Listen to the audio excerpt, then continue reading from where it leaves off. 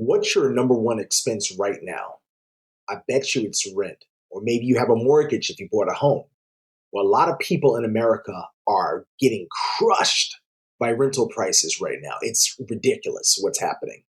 I mean, you've got people who are paying well above the recommended third of their salary on rent every single month. If you're making only 4,000 bucks, it doesn't make sense that you'll pay 2,500 for rent. How can you save otherwise?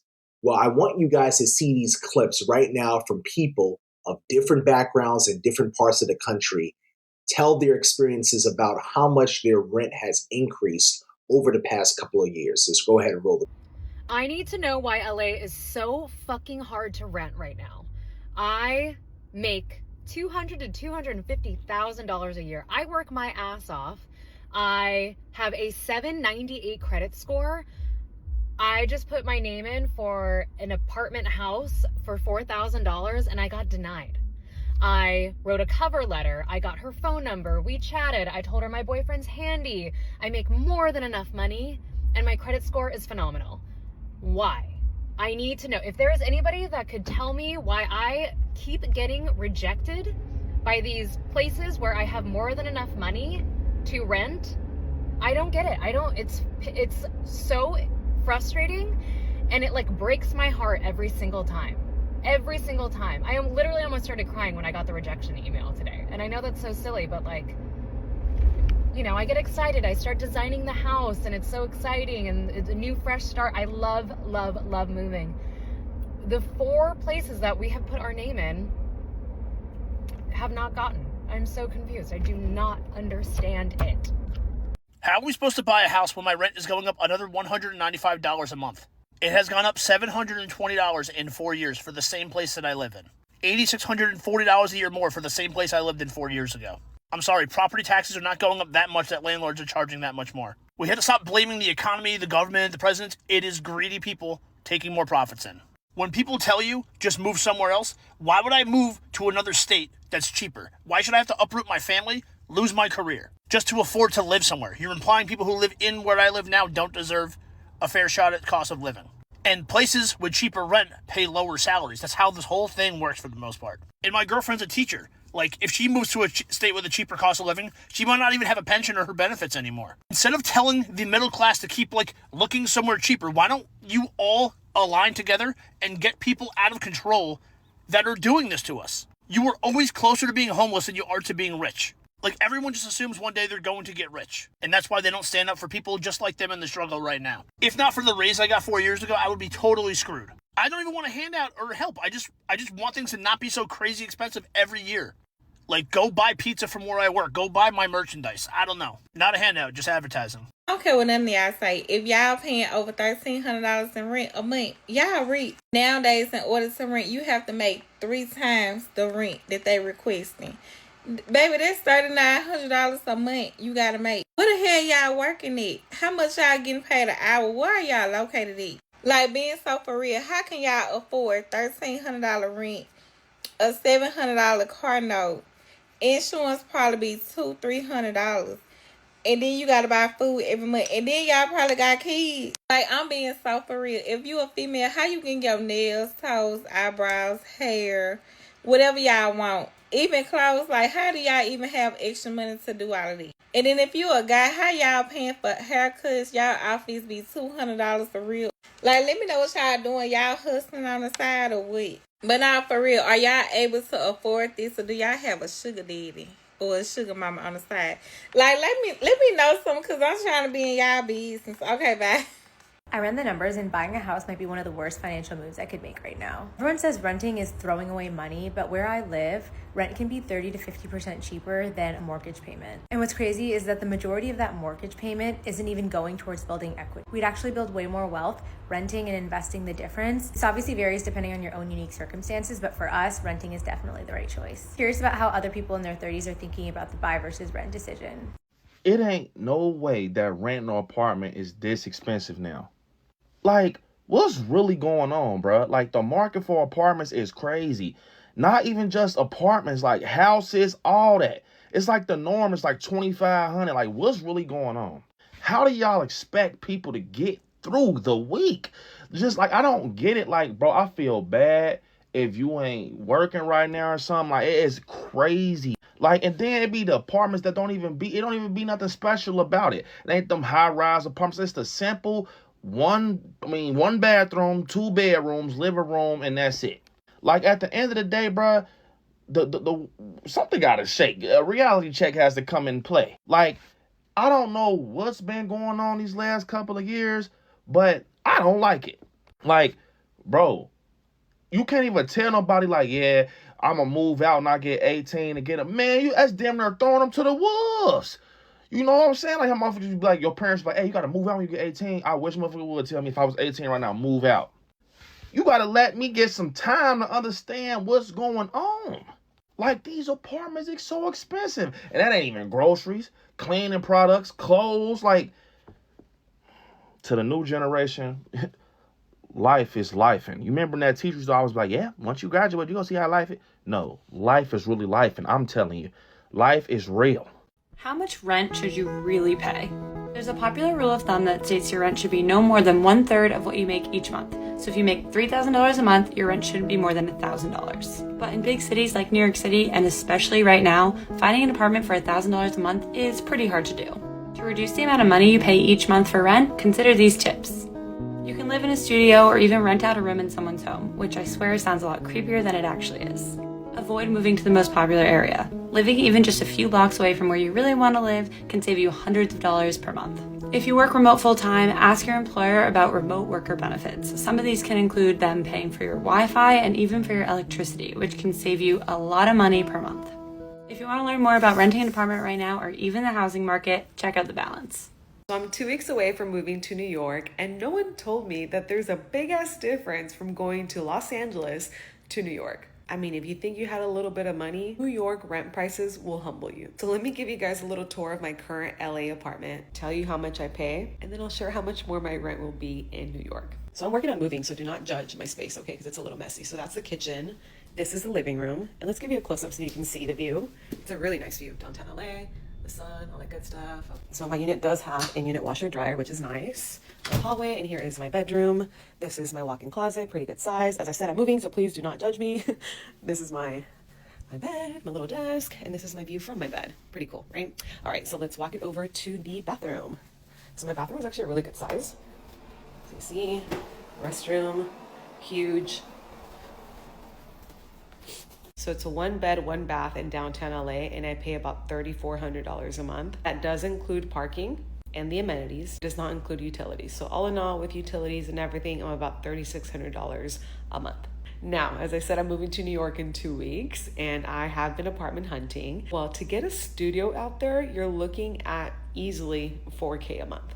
Now, we'll be living in Manhattan, which Manhattan is a lot more expensive compared to the outer boroughs like Brooklyn or Bronx. But I'm going from a 800 square foot, 1 bed, 1 bath apartment in LA, paying $3,600 all in with bills, moving to New York to a 410 square foot studio with utilities and with amenities. All in, I'm about $4,300 a month. That's just crazy. Anyways, the countdown begins 2 weeks away from moving to New York City. And I'll just keep sharing a little bit more about the difference between West Coast to East Coast, because so far the cost of living, it is insane. And I'm sure there's many other things that I'm going to be shocked about.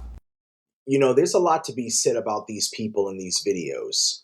Now, you have people who are definitely living well above their means. I think most of them are living well above their means, but you can tell from some of the people in these clips that they're either living in areas that are very expensive to live in, way too expensive, or they're people who had been living well above their means prior, but now they're experiencing a soul-crushing reality that they cannot afford the rents anymore. I mean, let's be honest, my rent has gone up as well. You know, my rent over in Europe went up, my rent in the States went up.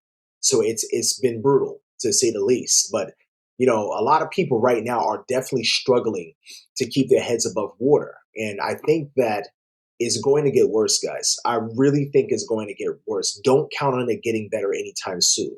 Hate to be the bearer of bad news, but it is what it is. For right now, the focus should be to not spend more than a third of your income on rent. I know it's difficult to do. I understand that.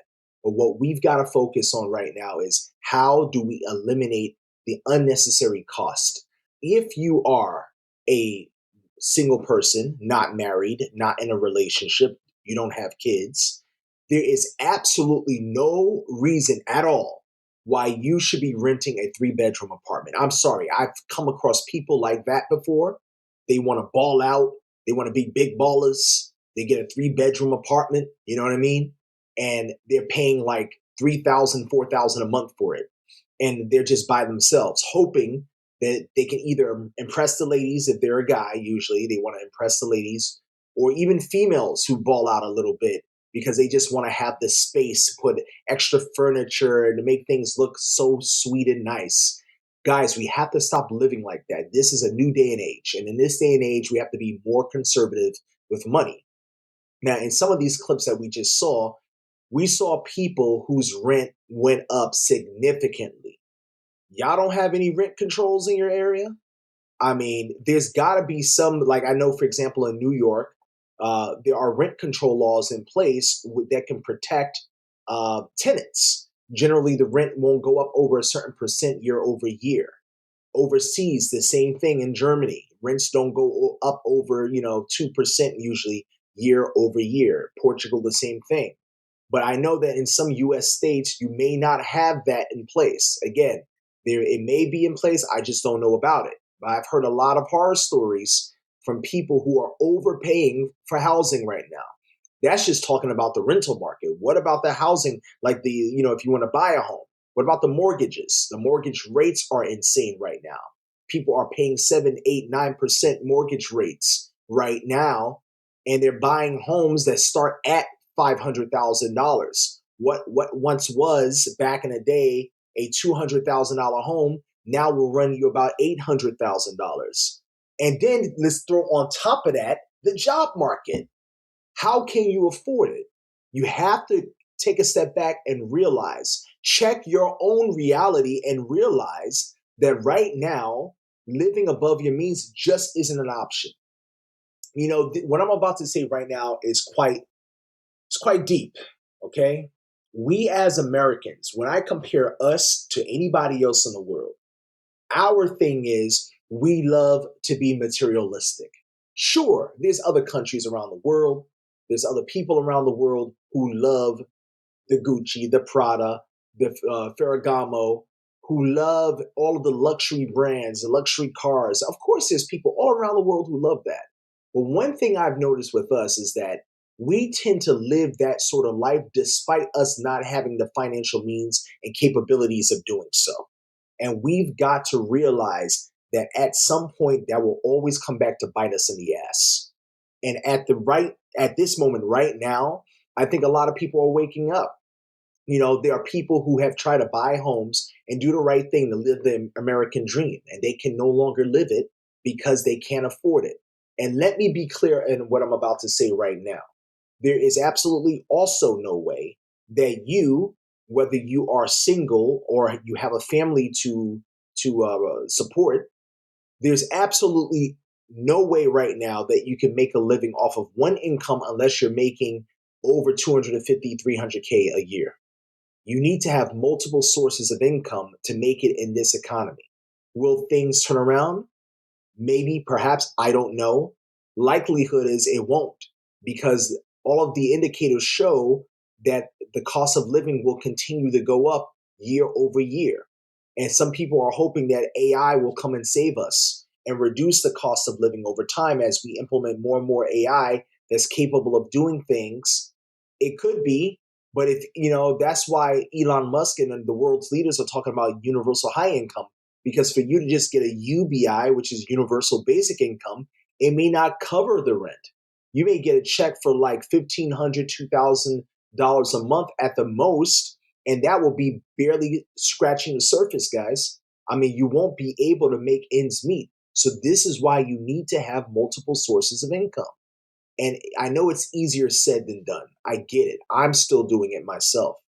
But the key here is to identify what your strengths are and pretty much focus and concentrate on creating services or goods around those strengths that the general public or consumers can use. And I think that will be the best advice I can give you during these economic times. Now, last thing I'll say about this is, again, as I had pointed out in prior videos, a lot of the people in these videos are young people, particularly women, but just in general, young people for the most part who cannot afford rent.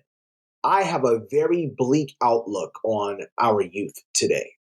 The generations that are growing up right now, starting from millennials all the way up to Gen Z, I'm not really sure how things are going to, how things are going to end up for them because they're suffering through a poor job market right now. They can't afford housing.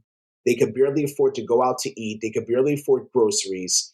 And if the baby boomers were feeling it, and if the generation after that are feeling it, then our youngest and brightest right now are getting hammered with everything that's happening. This is another reason why we have to change our mindset.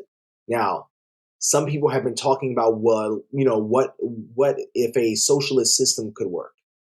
I'm not really sure that that would work in America. I think for that to work, and if you're not really sure what a socialist system is, if you look at Sweden, Norway, Germany, they have something called socialism. And generally what that means is that this big government and they will take care of all of your basic needs. And all you have to do is go to work and earn a salary. But for the most part, you would be paying into a system, what they would call a compulsory social system, in which you would be able to get certain benefits and be guaranteed enough income at retirement. Now, I look at socialism as a safety net. A lot of people don't like it because it usually comes along with high taxes. High taxation is a common characteristic of a socialist system. However, if America were to implement this, the very first thing that the general American public will need to do is let go of this mindset that we just care about our taxes and we want to pay as low taxes as we need to. Again, I'm a capitalist and I love capitalism. And one good thing about capitalism is that the taxes are low to moderate. They're not very high. But in these economic times, you start to see some of the benefits of having socialism in place. I'm just being honest. And if you're not a person who is entrepreneurial, if you're not a person who has a very good background, educational background, or a person who doesn't have much work experience, or rather, highly skilled work experience, I think at this time, you're probably hoping that you would have a socialist system in place as a safety net for you and your family. I mean, when Trump cut off EBT and SNAP benefits nationwide, that really crippled a lot of the poorest people in the nation. And now they're waking up to find out that, hey, I got to go out and I got to get it the best way that I can. So I really hope that our youngest find a way to make things work in the near future.